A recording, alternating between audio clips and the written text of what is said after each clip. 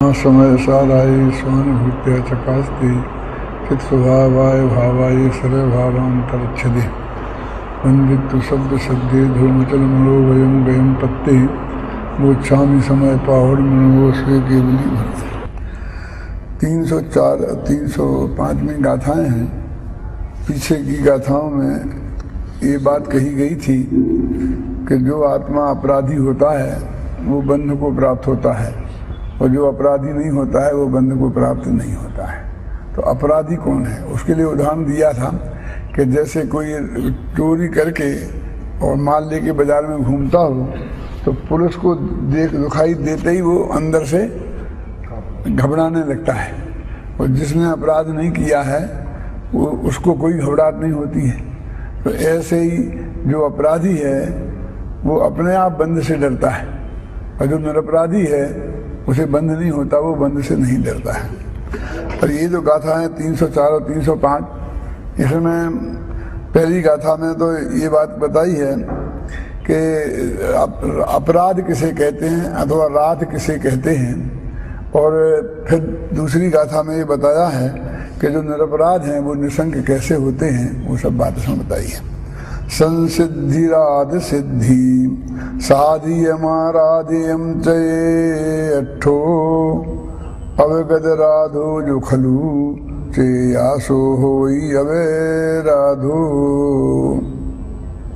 संसिद्धि, राध, सिद्धि, साधित, आराधित, इन सब का एक ही अर्थ होता है। ए अट्ठो यानी ये शब्द एकार्थवाची हैं। एक शब्द का अर्थ समझ में आ जाएगा तो सबका सब समझ में आ जाएगा। तो सबसे पहले राध शब्द का ही अर्थ समझते हैं। तो राध माने होता है आत्मा, आत्मा की आराधना। देखा ना ऊपर लिखा ना, आराध्य संसिद्धि, आत्मा की सिद्धि, आत्मा की आराधना, आत्मा की साधना, इन सब का नाम है राध। और अपराध, जो ये बात जिसके नहीं है वो है सब अपराध। जिसकी आत्मा की साधना जिसने नहीं की, आत्मा की जिसके ख्याल में नहीं है, आत्मा में जिसमें अपनापन नहीं है, वो सब आत्मा अपराधी है और वो बंध को प्राप्त होते हैं। अब ये कहते हैं कि तो राध शब्द जो है ना अपने यहाँ ही नहीं है, इनके भी जो राधा बोलते हैं ना वो भी राध का ही है, मतलब उसे स्त्रीलिंग बना दिया। ऐसे कुछ लोग आत्मा को पुल्लिंग बोलते हैं, कुछ स्त्रीलिंग भी बोलते हैं। और इनके यहाँ भी राध की आराधना, तो राधा जिसने आत्मा की आराधना की वो राधा, मतलब श्री कृष्ण भगवान हो, भगवान की आराधना की। तो वो शब्द भी वहाँ पर वास्तव में कुछ शब्द ऐसे हैं कि जिससे मालूम पड़ता है कि ये तो आध्यात्मिक शब्द हैं और आध्यात्मिक घटनाओं को रूपक दिया गया है। जैसे कि जैनियों में एक नाटक है मदन पराजय, नाटक है पूरा मदन पराजय। मदन माने कामदेव, और कामदेव की हार कैसे हुई, तो उसका पूरा नाटक बनाया है। तो एक तरफ सद्गुण है, एक तरफ दुर्गुण है, और उनकी खूब लड़ाई बताई है। ऐसा मोह विजय नामक की भी एक नाटक है। तो इधर क्रोध मान माया लोभ है, मिथ्यात्व है, उधर सम्यक है, ये बना के उनकी लड़ाई दिखाते हैं, ऐसा नाटक बनाते हैं। तो इस तरह से ये सारे शब्द प्रतीकात्मक होते हैं।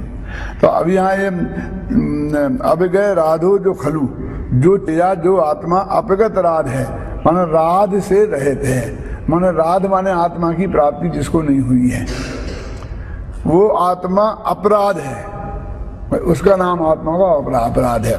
तो जो पूर्ण निरपराध हो, जो निरपराध है। अब जो एक तो है राध, और राध में अप लगाया नेगेटिव, तो फिर हो गया माने अपराध, और अपराध में फिर नेगेटिव लगाया निरपराध। मैंने शब्द को में आ अन लगा करके, अप लगा करके नेगेटिव बनाया जाता है। और अब दो आ लग गए तो फिर वो पॉजिटिव हो जाता है ना। तो एक लग गया राध माने अपराध, और एक फिर निरपराध। तो आराध माने आत्मा, अपराध माने आत्मा की आराधना नहीं करने वाला, और निरपराध माने आत्मा की आराधना करने वाला।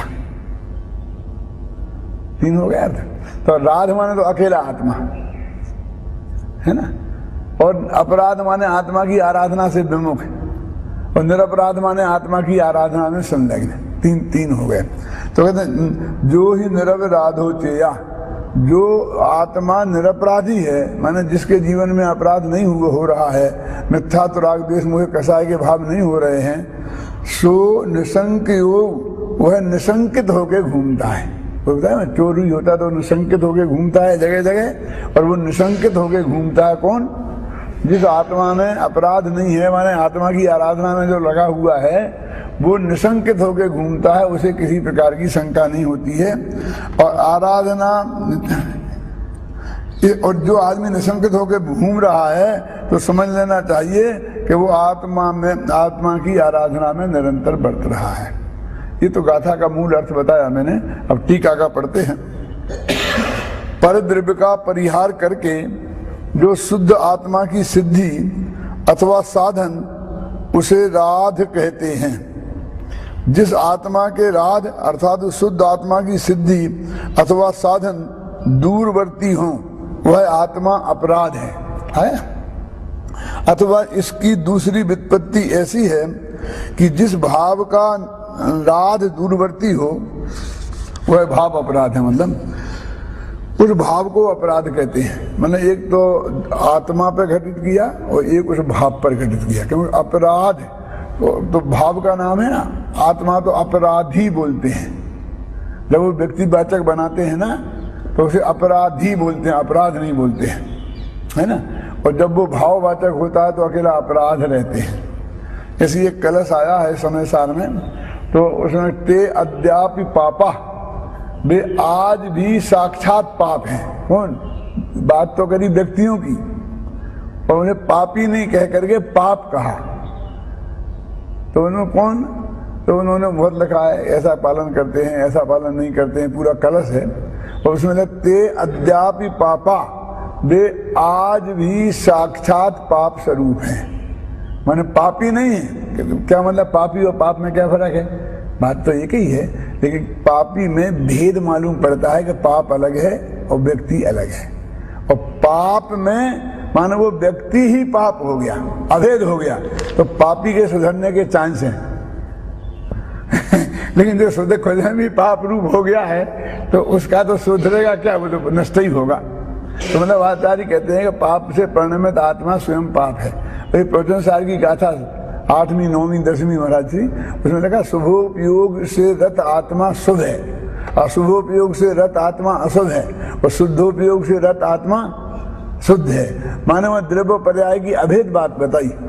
पुण्य परिणाम से परिणमित आत्मा ही पुण्य है, और पाप परिणाम से परिणमित आत्मा ही पाप है, और धर्म परिणाम से परिणमित आत्मा ही धर्म है। प्रवचन सार के शुरू की गाथाओं में 8, 9, 10, 11, 12 में इस बात को बहुत अच्छी तरह से सिद्ध किया है। और पंचास्ति काल में तो इसकी स्पेशल गाथाएं हैं। वो कहते हैं जो द्रव्य गुण में है ना, कौन है? कोई नहीं। द्रव्य माने द्रव्य गुण एक ही है, द्रव्य पर्याय एक ही है। ये बात पंचास्ति काल की गाथा में, इसमें कुंद शतक में अपन ने, और एक ही समय है। हाँ, एक ही समय में है, वो लिखा है ना, पर्याय हो द्रव्य में, ऐसे कुछ है था। तो 3 समय मान लेते। हाँ। अब ये जो गाथा अपनी चल रही अपराध वाली, अब ये अर्थ पढ़ रहे हैं, तो इसके बाद में प्रतिक्रमण, प्रत्याख्यान और उसकी आलोचना की गाथाएं आएंगी। क्योंकि आलोचना और प्रत्याख्यान तो अपराध का ही होगा ना। माफी मांगे पर माफी मांग रहे, तो माफी काहे की मांगेंगे? अपराध की मांगेंगे ना। तो इसमें बहुत मार्मिक बात एक ही में पढ़ता हूँ टीका, कि जब अपराध किसी ने किया है तो अपराध माने क्या हुआ? आत्मा से दूर जाना। ये अपराध हुआ, तो फिर अपराध की माफी क्या होगी? कि अपराध आत्मा के नजदीक आ जाना, बस माफी होगी। तो हाथ जोड़ने से क्या होता है? हमने माफी मांगी, क्या मतलब है? इसमें ऐसा भी लिखा है, हो गया बारे में, बस हो गया।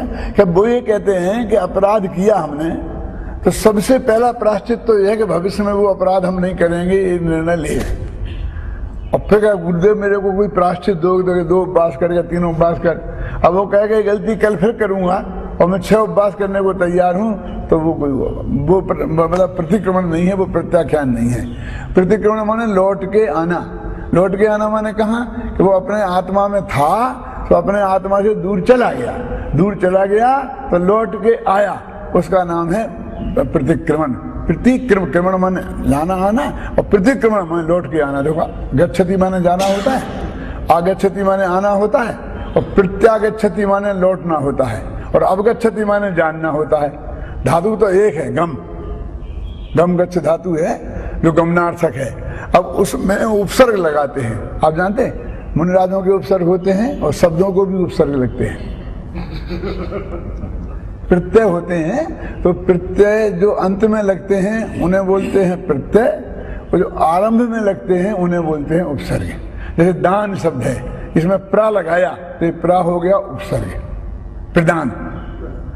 अपदान, अपादान, संप्रदान, ये सब उपसर्ग लगे हुए हैं। तो उपसर्ग का क्या काम है?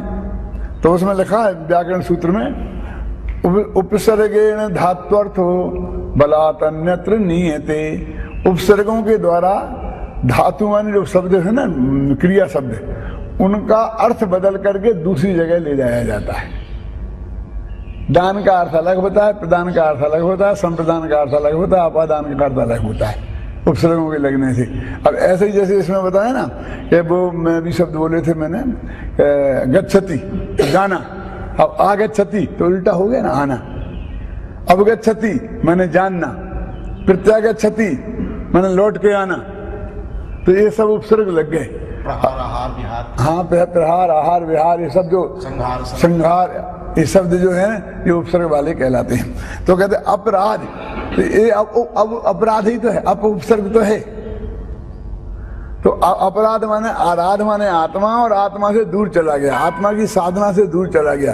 तो अब वो ये कहता है गुरुदेव मेरी गलती हो गई कि मैं आत्मा की साधना से दूर चला गया, तो अब मेरे को कोई प्रायश्चित दो, प्रतिक्रमण दो। मेरा मतलब आलोचना करता है वो अपनी कि मेरे से ये गलती हो गई।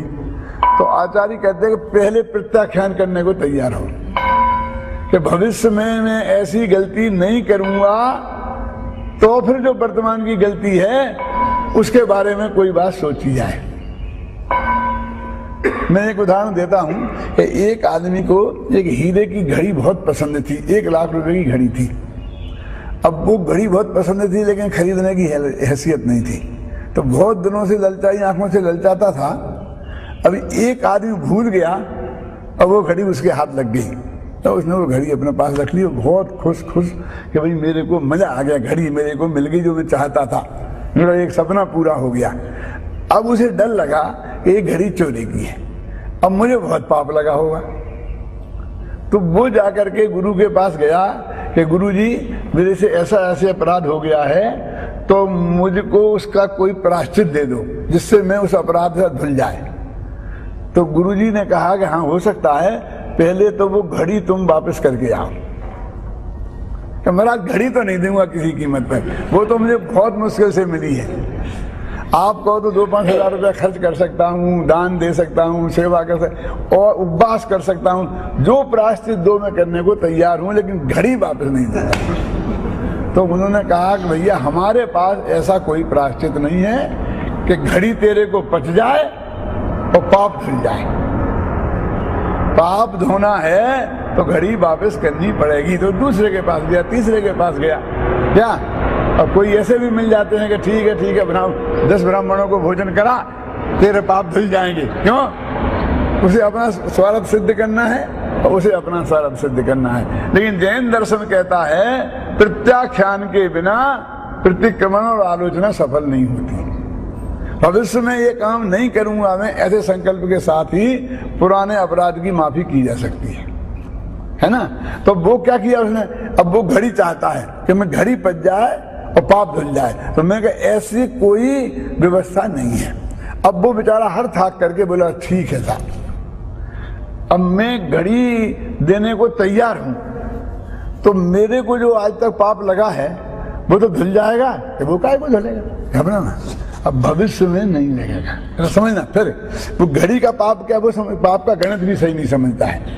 वो क्या समझता है, जब मैंने घड़ी चुराई तब पाप लगा, लेकिन उसे ये पता नहीं है कि घड़ी मेरे पास है तो निरंतर पाप लग रहा। वही चोरी का, चोरी करते वक्त ही पाप नहीं लगता, जब तक चोरी का माल अपने पास है तब तक वो पाप बराबर प्रति समय लग रहा है। तो वापस क्यों दूं, चोरी का पाप तो लगा ही गया। अरे भाई पुराना तो तुम बात करता है, जो रोज अभी लग रहा है पहले उसकी बात कर, पहले संबर तो कर, मैंने अभी लगना तो बंद कर। और देखिए चोरी का ही पाप नहीं है बहन, उसे परिग्रह का भी पाप है। वो परिग्रह है ना, वो भी तो अपने में पाप ही है कि नहीं है। अब वो डबल पाप लग रहा है इसमें, चोरी का और परिग्रह का, ख्याल में है ना। अब वो जब राजी हो गया कि मैं ये घड़ी वापस देने को राजी हूं, तो गुरु ने कहा कि आज अब राजी हो गया तो आज से तेरे को वो पाप नहीं लगेगा, ये फल है इसका। बोल कि साहब पुराना पाप, कि वो तो जो लग गया तो बेटा भोग, बिना काम नहीं चलेगा, बोलो तेरे को भोगना ही पड़ेगा। इतना महंगा सौदा है। हम तो ये समझते हैं कि चोरी जब हमने करी बस उसी वक्त पाप लग गया, ये तो कंटिन्यूशन में पाप लगता है। और चोरी का और परिग्रह का कि हाँ, अब प्रायश्चित माने वापस देना, वो तो बहुत मुश्किल काम था उसके लिए, लेकिन वो बेचारा तैयार हो गया इसके लिए, तो अभी अब भविष्य में पाप नहीं लगेगा, यानी प्रत्याख्यान हुआ। अभी प्रायश्चित की बात कहाँ है,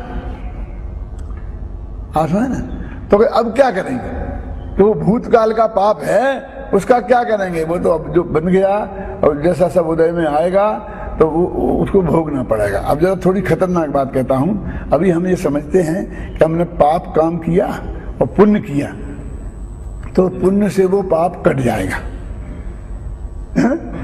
ये समझते हैं पुण्य से वो पाप कट जाएगा और हमारा खाता बराबर हो जाएगा। और फिर वो भी कहते हैं लाख रुपए का पाप किया और 10,000 में पुण्य के करके वो लाख का पाप काटना चाहते हैं, करना चाहते हैं कि नहीं करना चाहते हैं। अब आचार्य कहते हैं कि भैया वो पुण्य पाप को काटता ही नहीं है, क्योंकि वो सगे भाई है।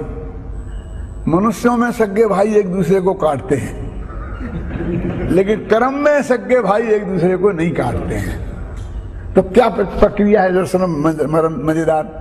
तो ये मेरे को एक चोट लग गई, तो काटते ही है। हाँ मैं बताता महाराज अभी इसका हिसाब गणित। यहाँ पर मेरे को एक चोट लग गई, खून निकल आया, तो मैंने वो खुली छोड़ दिया घाव। तो कहते क्या करते हो, खाओ खुली छोड़ा इन्फेक्शन हो जाएगा, क्या करो इसे पट्टी बांधो। तो मैंने एक गंदी सी पट्टी बांध ली, क्योंकि अब नया कपड़ा कौन खर्च करे, अपन तो जब वो रद्दी से रद्दी किसी काम नहीं आए, वही कपड़े को पट्टी बांधते, तो गंदी पट्टी बांध ली। फिर किसी ने देखा कि ये क्या किया, कि पट्टी बांध ली, चोट लगी। अरे गंदगी है इससे तो और इन्फेक्शन हो जाएगा, तो क्या करूं। वो कहता है पट्टी बांधो। अरे साफ पट्टी बांध। तो वो गया तो ऊपर से एक साफ पट्टी बांध दी, उसे खोली नहीं और साफ पट्टी बांध दी। अब तो कोई अब और ज्यादा खतरनाक हो गया, क्योंकि गंदी पट्टी पे तो कोई टोकता और छूटने के चांस थे। अब तो पट्टी साफ दिख रही है तो कोई टोकेगा भी नहीं, और अंदर गंदगी जो पट्टी है वो दुर्गो करेगा। अब सुनो, फिर वो कहता है कि ये साफ पट्टी है, इतनी बढ़िया पट्टी है, कहीं गंदी ना हो जाए, तो एक गंदी पट्टी उसके ऊपर और बांध, और गंदी पे साफ, साफ पर गंदी, गंदी पे साफ। ऐसे हम पुण्य पे पाप, पाप पे पुण्य, पुण्य पे पाप, पाप, एक एक के ऊपर एक एक परत बांधते जाते हैं, छोड़ते नहीं है। छोड़ने से छूटता है। ये तो हम क्या करते, पुण्य बांध के पाप को काटना चाहते हैं। पाप के काटने का उपाय और पुण्य के काटने का उपाय अलग है, और पुण्य पाप बांधने का उपाय अलग है। तो जो बंधन के उपाय को हमने एज ए काटने का उपाय मान लिया, मैंने संबंध निद्रा मान लिया, वो है तो बंध का कारण, और मान लिया हमने उसे संबंध निद्रा। तो इसलिए वो कहते हैं कि वो ये उसका जो गणित है ये सही नहीं है। क्या तो वो आपने छुड़वाया था कि भाई वो चीज वापस दे दो। हाँ हाँ हाँ बोलेंगे मती मोह उसको। तो ये जो पुण्य पाप का गणित कितना खतरनाक है, जरा मैं थोड़ा और आगे बढ़ा के बताता हूँ तो आपको बहुत अच्छी बात समझ में आएगी। एक आदमी ने बहुत परिग्रह उसके इकट्ठा हो गया, समझ लो 10 बंगले हैं, 25 कारें हैं, एक से एक बढ़िया, और बहुत भोग सामग्री इकट्ठी हो गई। अब मैं आपसे पूछता हूं कि वो चाहे वो न्याय से मिली हो और चाहे वो अन्याय से, लेकिन वो परिग्रह नामक पाप है कि नहीं। मतलब ऐसा नहीं समझना कि न्याय से मिलेगी तो पुण्य हो गया। अन्याय से मिला हुआ महापाप होगा। तो न्याय से मिला हुआ अल्प पाप होगा, लेकिन वो परिग्रह नामक जो चीज है वो अपने पापों में गिनाई है, पुण्यों में नहीं गिनाई। अब एक बात, हमारे पास जो 10 बंगले हैं ना और 10 गाड़ियां हैं, तो हम 10 का उपयोग तो करेंगे नहीं। हम तो एक ही गाड़ी में बैठेंगे और एक बंगले में रहेंगे, और एक बंगले में 16 बेडरूम है, तो उसमें एक ही में सोएंगे ना। घर में 2 मियाँ बीवी आदमी है, कोई है नहीं, बच्चे तो सब चले गए अमेरिका, क्यों कोई है नहीं, तो क्या करोगे आप कि एक ही बेडरूम काम आएगा। कभी कभी 2 आ सकते हैं, कब कि जब पति पत्नी में झगड़ा हो जाए तब। मेरे कहने को मतलब ये सारे बेडरूम बंद रहेंगे तो हमारे हाथ में सिर्फ सफाई करने के अलावा कुछ नहीं है, उनका मेंटेन खर्चा करने के अलावा कुछ नहीं है, फिर बाकी की गाड़ियां खड़ी रहेंगी, हम एक में बैठे रहेंगे। अगर आपको हमने एक में बैठे, एक में रहे, तो एक का पाप लगेगा, इस धोखे में मत रहना, क्योंकि परिग्रह तो आपका सब है ना, और परिग्रह नामक पाप तो सबका ही है ना, मूर्छा तो सब में है ना। तो उसको देखो, वो पाप बांध रहा है और भोग में आ नहीं रहा है, काम में भोगने की तो हमारी सीमा है, आखिर हम कितना भोग सकते हैं, है ना। और पाप का तो निरंतर बन रहा है। एक और खतरनाक बात, जैसे आप यहाँ आ गए, अब घर का उपयोग नहीं कर रहे, गाड़ी का उपयोग नहीं कर रहे, महाराज जी का प्रवचन सुन रहे हैं, तो अभी तो फिर अभी कोई नहीं है, लेकिन आप वो सब माल आपका है, ये मान्यता आपकी अभी यहाँ है कि नहीं है, समझे ना। उसकी मालकियत का भाव अंदर अंदर विकल्प में नहीं है, श्रद्धा के लेवल पे, ज्ञान के लेवल पे, राग के लेवल पे विद्यमान है कि नहीं, तो समझ लेना वो पाप चालू है। हाँ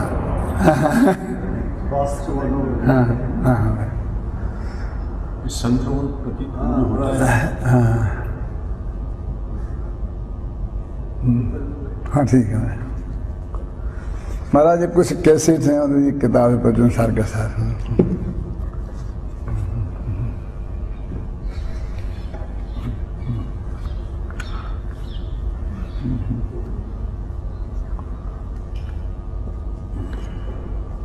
मनन की चीज है ये भी।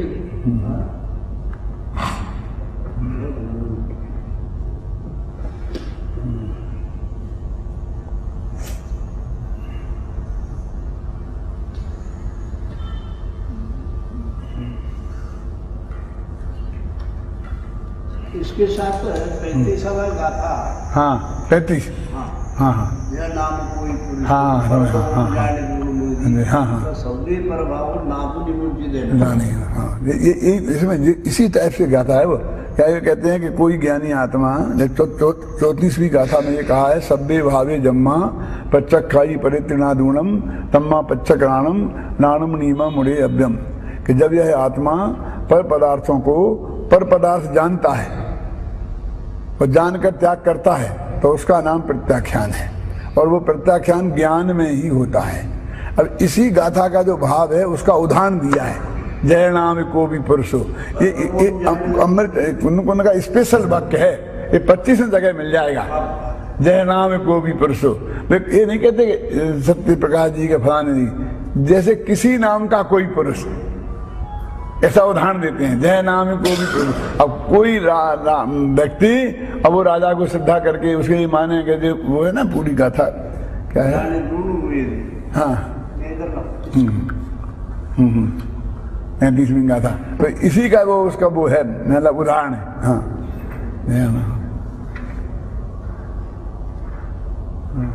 हाँ हाँ जय नाम को भी पुरुषो पर दब्दम मिणंती जान दो मुईदी। ये परद्रव्य है, ऐसा जानकर छोड़ता है। देखो बहुत गजब की बात है जी, वो ये कहते हैं कि ये किताब मेरी है और मैं आपको देता हूं, तो त्याग नहीं है।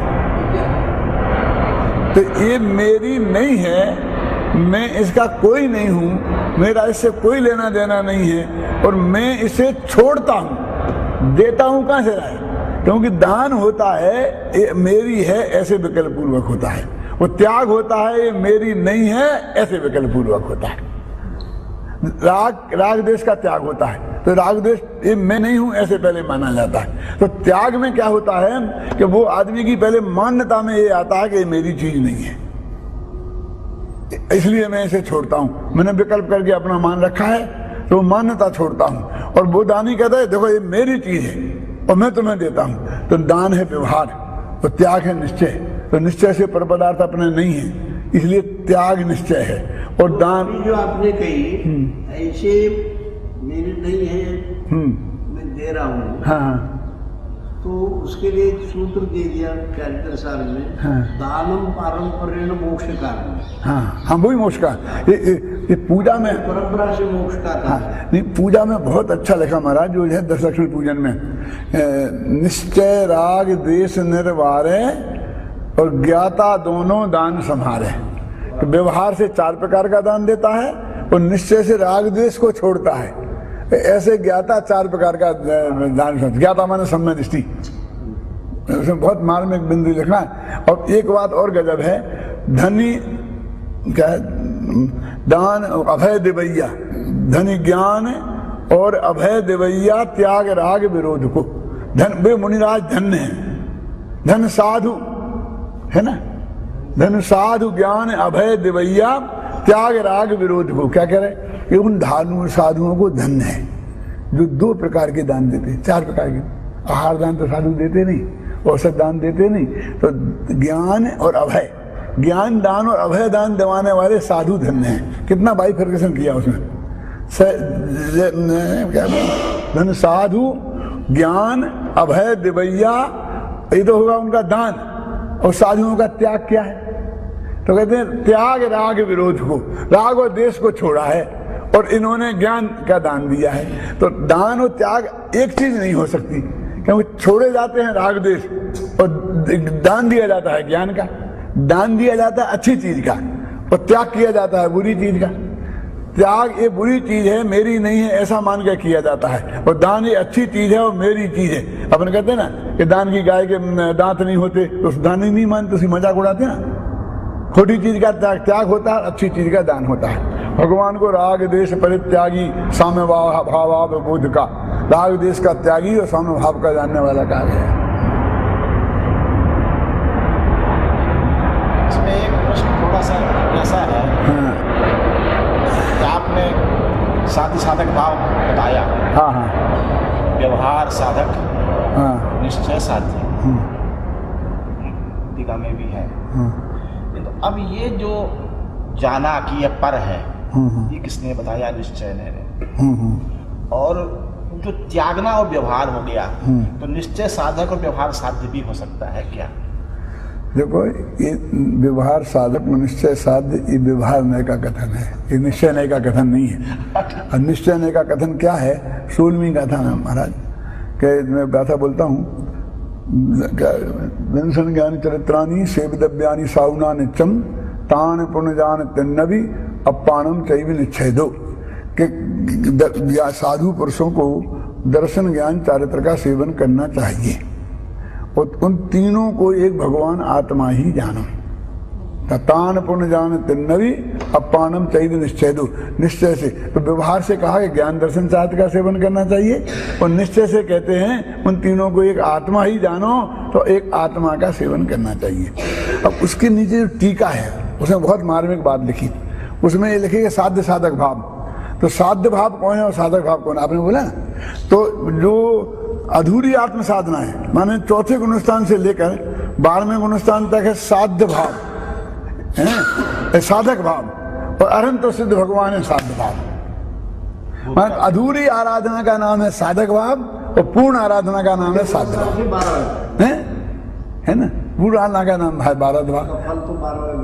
यानी मोक्ष मार्ग है साधक भाव और मोक्ष है साध्य भाव।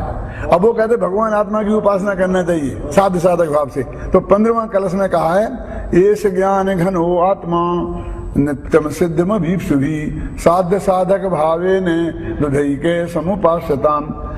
15वें कलश में तो 16वीं गाथा की टीका में क्या है? एस ज्ञान घनो आत्मा, ये ज्ञान का घन पिंड भगवान आत्मा है।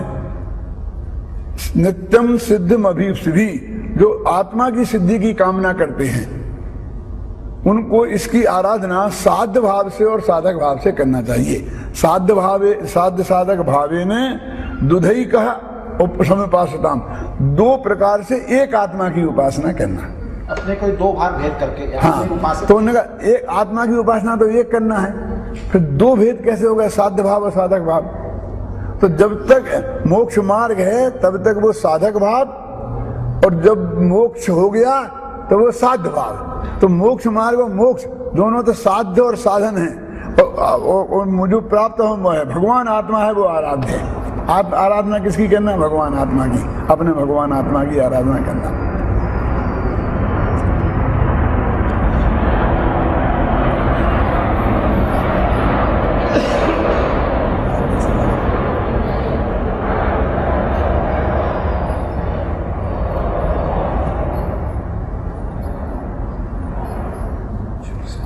सारे शास्त्रों में अरहंत सिद्धि की आराधना करना चाहिए है। हाँ हाँ हाँ हाँ। 13वें जाने से पहले कुछ वहाँ पर कुछ अंतर जल में एक क्षण भर के लिए रहता है। हाँ हाँ अच्छा अच्छा अच्छा। हाँ अंतर जल में एक क्षण भर, हाँ हाँ। जैसे कि मोह आती है तो उस घर में एडजस्ट करने में देरी लगती है, 13वें जाने से पहले एडजस्ट करना पड़ता है। ये जो तत्वासूत्र का सूत्र है ना, मोह क्षयात ज्ञान दर्शना वर्ण क्षयात च केवलम, केवल ज्ञान मोह कर्म के 6 से और ज्ञान वर्ण और दर्शना वर्ण अंतराय के 6 से होता है। तो वहाँ प्रश्न किया आचार्यों ने, 3 तो छूट गया, एक तो छूट गया हाँ 10वें के अंत में। हाँ वो कहते 2 मोह क्षयात, ऐसे 2 अलग अलग क्यों बोला, चारों के क्षयात एक साथ बोल देते तो सूत्र छोटा हो जाता। मोह क्षयात दर्शनावरण क्षयात, तो उन्होंने कहा वो पहले होता है नाश मोह का, और फिर 3 का नाश बाद में होता है। माने सर्वज्ञ पहले वीतरागी पहले होता है और सर्वज्ञ बाद में होता है। भले 1 क्षण का फर्क हो, कितना ही फर्क हो, है वो छोटे से उनको वीतरागी कहा। हाँ हाँ 12वें को, हाँ हाँ, तब भी वो छद्मस वीतरागी। सूक्ष्म बात है। मौनी को सेनापति कहा ना, हाँ मौनी को सरेंडर सेनापति करता है। तो पाकिस्तान में पहले वो सरेंडर किया, तब सेना जो है उसके बाहर सरेंडर करती है। हाँ हाँ नहीं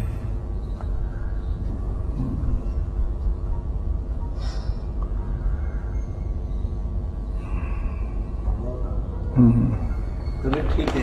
हाँ ठीक है मैडम। तप्त मानस शांत हों जिनके गुणों के गान में, वे वर्धमान महान जिन विचरे हमारे ध्यान में। नमः समय साराई स्वानुभूत्या चकास्ती, चित स्वभावाय भावाय सर्व भावांतरिक्षदे। पंडित शब्द सद्दे धूमचल मनोभयम गयम पत्ते, वो छामी समय पाहुड़ मनोह से केवली भक्ति। जो समय सार को नहीं जानता है वह मूढ़ और अज्ञानी है।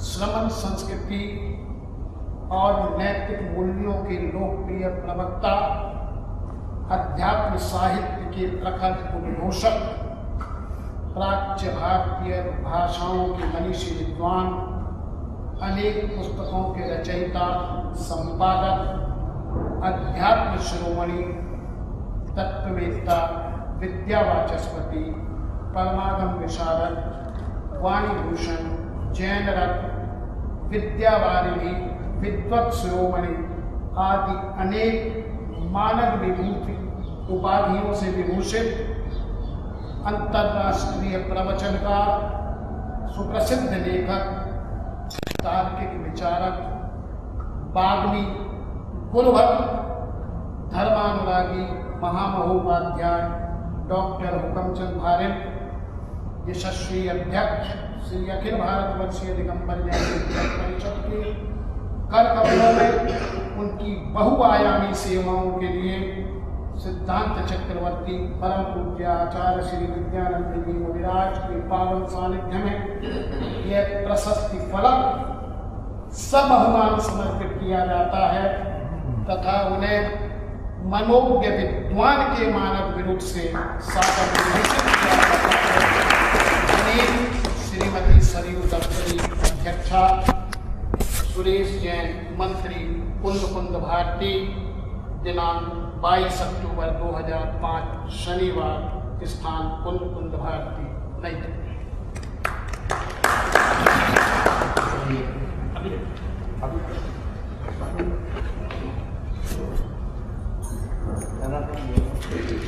अभी जी आइए, एक मिनट है।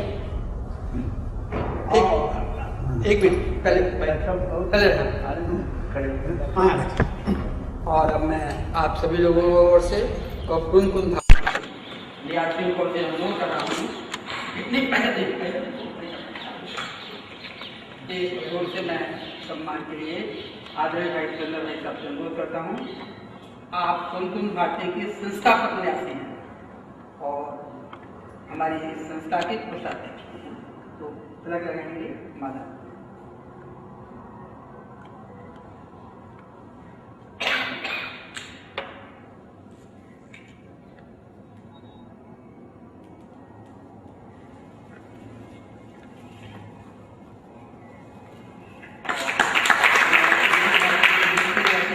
आदरणीय भाई मुझे बताने से अनुरोध करता हूँ कि साल दुपट्टा अंगवस्त्र पहनाकर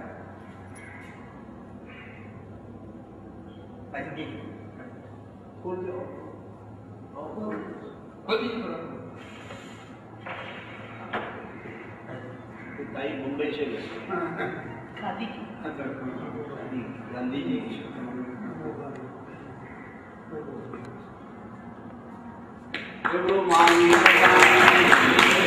और हमारी सब प्रकार से अनुरोध है कि वो विद्युत परिषद की ओर से माला भाई सुरेंद्र जी से और आदि भाई मुंशी जी से अनुरोध है कि प्रशस्ति पत्र आइए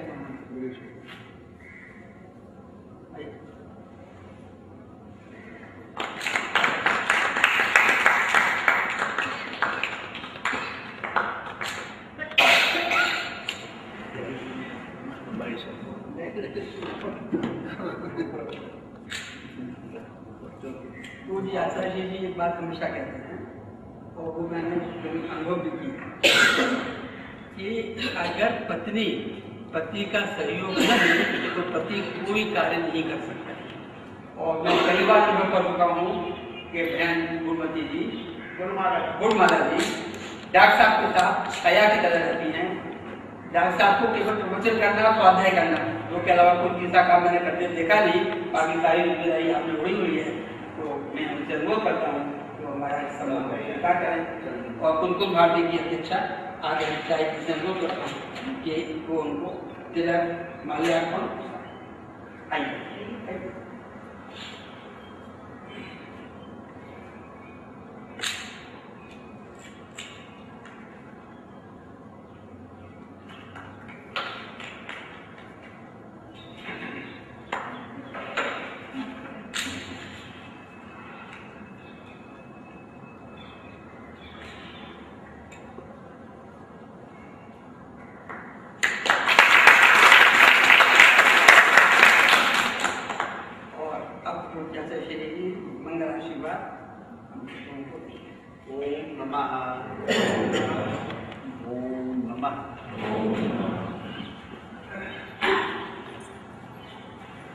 महावीर भगवान की महानुभाव हमें आचार्य संसार महाराज और महावीर महाराज ये कहते थे और वो स्वयं भी मानते थे कि आप जीवन में वक्ता को छोड़ो श्रोता बन जाए तो बड़ी भाग्यशाली। वक्ता बनना बहुत आसान है और श्रोता बनना, श्रोता बनने के लिए बहुत स्वयं भी अध्ययन चाहिए, समझने की क्षमता चाहिए। मैं शुरू से ही अपने जीवन में ये मुख्य रूप से रखा कि मैं अपने जीवन में यदि श्रोता बन सका तो बहुत भाग्यशाली। और कम से कम मेरा संपर्क तो 400-450 विद्वानों का संपर्क रहा माणिक्य को। अभी आप जानते हैं गोपाल दास परेया जी का परेड ग्राउंड में 1966 में निकला और उसमें 400 विद्वान है। बहुत अच्छा 2-3 दिन गौशाला सदर हमारी रहती। आज सुयोग है, समझो इधर हमारे प्रतिमती माता जी 23 साल से धौला के 40 बार सब अध्ययन है, घूमट साल, छपरा साल, 32 साल कंटेस्ट है, और अभी गोल्ड मेडल उनको मिला था और भी परीक्षा दे रहे, पढ़ रही है प्राकृत भाषा को, और ब्राह्मी लिपि की विशेषज्ञ है। 40 महिलाओं को ब्राह्मी लिपि पढ़ाया। हम जब यहाँ ब्राह्मी लिपि रखते हैं तो जवाहरलाल नेहरू यूनिवर्सिटी में 40 अध्यापक अध्यापिका या विद्यार्थी खास तौर से आते हैं। जवाहरलाल यूनिवर्सिटी आते हैं और लाल बहादुर विद्यापीठ से आते हैं। लोगों की बहुत जिज्ञासा है कि हम कुछ सीखें पढ़ें। कुंजन धारी को क्या बतावे, वो समय साल में स्वयं डूबे हुए और इतना समझाने की शैली इतनी उत्तम है उनकी कि हम वर्णन नहीं कर सकते। एक बात के लिए दृष्टांत स्फुटामिति दृष्टांत देके बहुत अच्छा तरह से समझाते हैं। बहुत दिन की भावना थी, एक बार 7-10 साल हो गए 105 विद्वानों की गोष्ठी रखी थी, पर मैं अपने लिए समय साल में हमेशा पढ़ते रहता हूँ।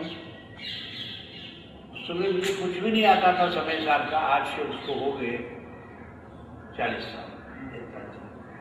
तो समय साल बेलगांव में मैंने सुनाया तो लोगों ने, हमें खुला पासा था, पालकी में बिठा के सारे शहर में घुमाया मुझे 4 घंटे। मैंने कहा शांत रखो, मुझे क्या नहीं, हमें समय साल सुनाया करके मुझे पालकी में खुला पासा बिठा के पूरे शहर में घुमाया। तो आप समझिए मुझे कुछ भी नहीं आता था उस समय, सामान्य जो समय साल पढ़े तो उसी को सुनाया, पर वो गदगदित हो गए। तो आज डॉक्टर साहब परिपक्व विद्वान है, तत्वज्ञान हीना नाम दुख भी शासन, पक्व ज्ञान जैसे होना सकते। ज्ञान होना और चीज है, खट्टा होता है छोटा सा तो कच्चा तो ठीक, पका हुआ मीठा होता है। परिपक्व ज्ञान के माध्यम से उन्होंने जो ज्ञान परोसा बहुत आनंद आ गया। परिणामों की निर्मलता के लिए आध्यात्मिक तत्वज्ञान बिना हम जी रहे हैं, अन्न खाने से नहीं, चींटियां घोड़े सब अन्न खाते मर जाते हैं। हम तत्व ज्ञान से जी रहे, हम धर्म ज्ञान से जी रहे, हम निर्विकल्प दशा से जी रहे। यदि हमारे निर्विकल्प को स्थिति में पहुंचना है तो समय साल सुनते समय निर्विकल्प भावना हो जाती है, फिर स्वयं उसका उपयोग करें तो उसका तो हम कह नहीं सकते। तो बारी जी का दीर्घायु में वो अपने स्वास्थ्य का ख्याल रखे, समाज को अनुभव देना है उनको। विद्यार्थी को तैयार किया ये कोई बड़ी बात नहीं, विद्यार्थी को बहुत तैयार हो सकते हैं, और स्वयं जो उनके जो अपने चारित्र है, उनका ज्ञान है, उनका स्वभाव है, अनेक तरह से उनके ऊपर उत्सर्ग भी आए, संकट आए, नाना आपत्ति उपत्ति, हर आपत्ति समय में साथ रहूँ और रहूँगा। क्यों? हम तो विद्वानों को समाज आदर्श बनने के लिए क्या चाहिए मालूम? आप जानते कोई? वीर चाहिए, सूर चाहिए, दानी चाहिए, त्यागी चाहिए, कलायुक्त मंदिर चाहिए, कितने सैकड़ों चीजों के बाद एक आदर्श समाज होता है। विद्वान नहीं तो क्या? यदि विद्वान नहीं तो समाज कैसे?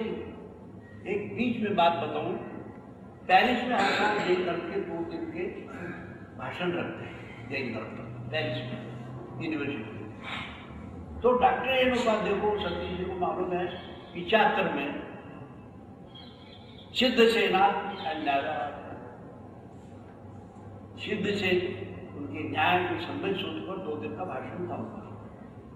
सिद्ध सेना न्यायदान अगर वर्ष सीतामढ़ी में लिखा भी और सीतामढ़ी में उसको छपाया, सब दिगंबरों का ही वर्णन है उसमें। तो प्लेन छोड़ के उनके होटल में ठहरे, तो बैठ गए वही। इतने में यहाँ से हम लोगों ने टेलीफोन किया गया राजपूत, उनको टिकट कटवा के भेज दो, वो छूट गया। वो मुसलमान था, बहुत अच्छा। तुरंत वो गया बेचारा, यहाँ से फैक्स करते फेलिक्स करते, और उनके प्लेन वालों से आक्षेप कर दिया तुमने 5 मिनट पहले प्लेन उड़ाया, इसलिए इसी टिकट पे इनको भेजना होगा, हम दूसरे टिकट नहीं खरीदेंगे। तो राजपूत का तो मान लिया। 3 घंटे एक बाद एक साथ वो रहे, होटल से लेके हवाई अड्डे पर बिठा। तो उनसे चर्चा करते हैं जैन क्या होता है, जैन धर्म क्या है। 3 घंटे समझाया उन्होंने जैन धर्म को। जब ये उपाधि जी आए तो उन्होंने बिल दे दिया, तो यहाँ से सतीश ने चेक मिल गया। भाई अपने चेक भेज दिया, जितना भी खर्चा हुआ उनका राजदूत का। राजदूत ने सविनय उस चेक को वापस लौटाया। इतने सेवा एक उपाधि के लिए मुझे 3 घंटे में यही तक की जानकारी दी, तो ये मैं वापस सविनय कर रहा हूँ, ये खर्चा मैं अपनी तरफ से। आप सुनिए जैन धर्म के बारे में कि थोड़ी देर ये उपाध्याय प्रभात प्रकाश के और चीजें सुनाए। ज्ञान का महत्व हम नहीं जानते हैं, बहुत महत्व है और ज्ञान की खुशबू फैलाना बहुत जरूरी है और शांति उसी से संभव है और किसी से शांति नहीं। मैं गदगदित हो गया और मैं अपने जीवन में श्रोता ही बना रहूँगा, वक्ता भी ऐसी भूलते रहता हूँ। इधर हमारे माता जी ने 23 साल से करुणा ने ऊपर बहुत अधिकार जमाया। ये 3-4 माता जी थे, उससे स्वर्गवास हो गया, अभी वो करीगिरी में चतुर्वास कर रही है, पूरा थोड़ा और वो प्राकृत भाषा भी डायरेक्ट हिंदी पढ़े बिना भी सुनाती है।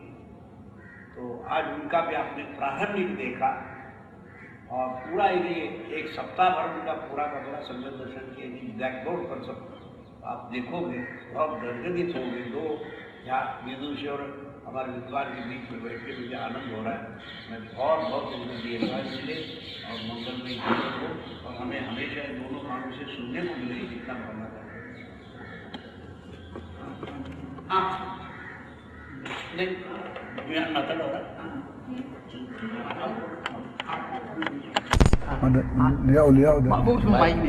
नहीं है संतप्त मानस शांत हूँ, जिनके गुणों के गान में वे वर्धमान महान जिन विचरे हमारे ध्यान में।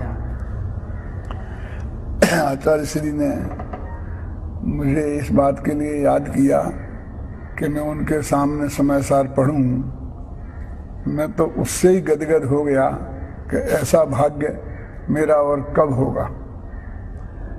लोग मुझे कुछ भी कहें, लेकिन दिगंबर जैन समाज में जितने मुनिराज हैं, शायद ही कोई एकाध ऐसा छूटा होगा जिनके पास मैं नहीं गया। अभी जो 2-5 साल से नए हुए हैं उनको छोड़ दो आप।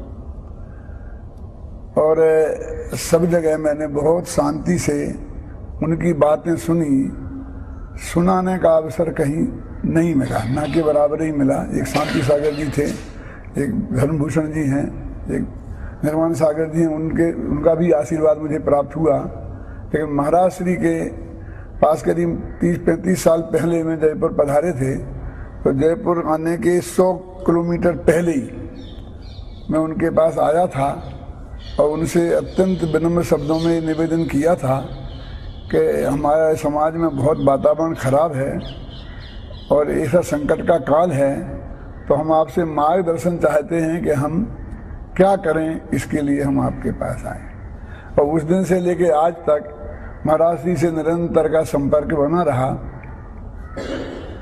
जब ये बात मैंने सुनी कि महाराज जी ने हर एक से बार बार कहा कि मैं अपने लिए बुला रहा हूँ, बाकी कोई बोल नहीं सकता, मैं ही तो मुझे वो कितनी प्रसन्नता हुई है उसकी कल्पना मैं आपके सामने कर नहीं सकता हूँ। क्योंकि कोई सुनने वाला तो मिला।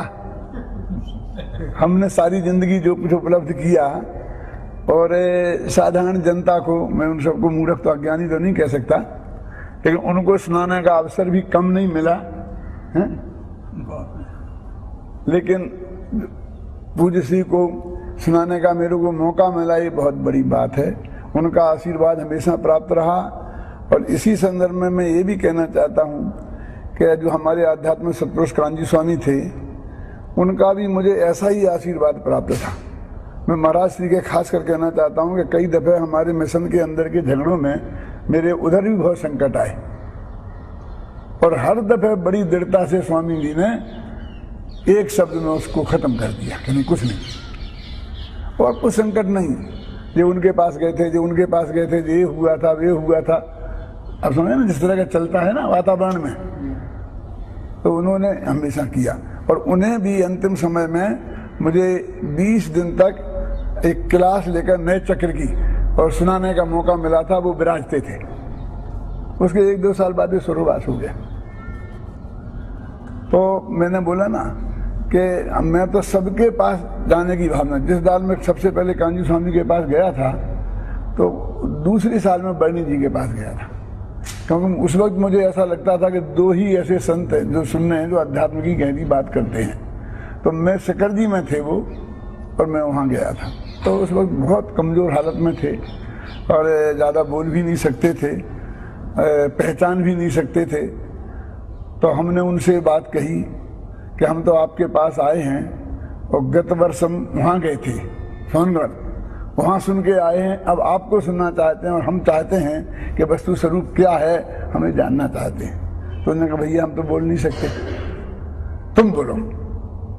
तो मैंने कहा कि आप क्या बात करते हैं, मैं महाराज उस वक्त 21-22 वर्ष का था।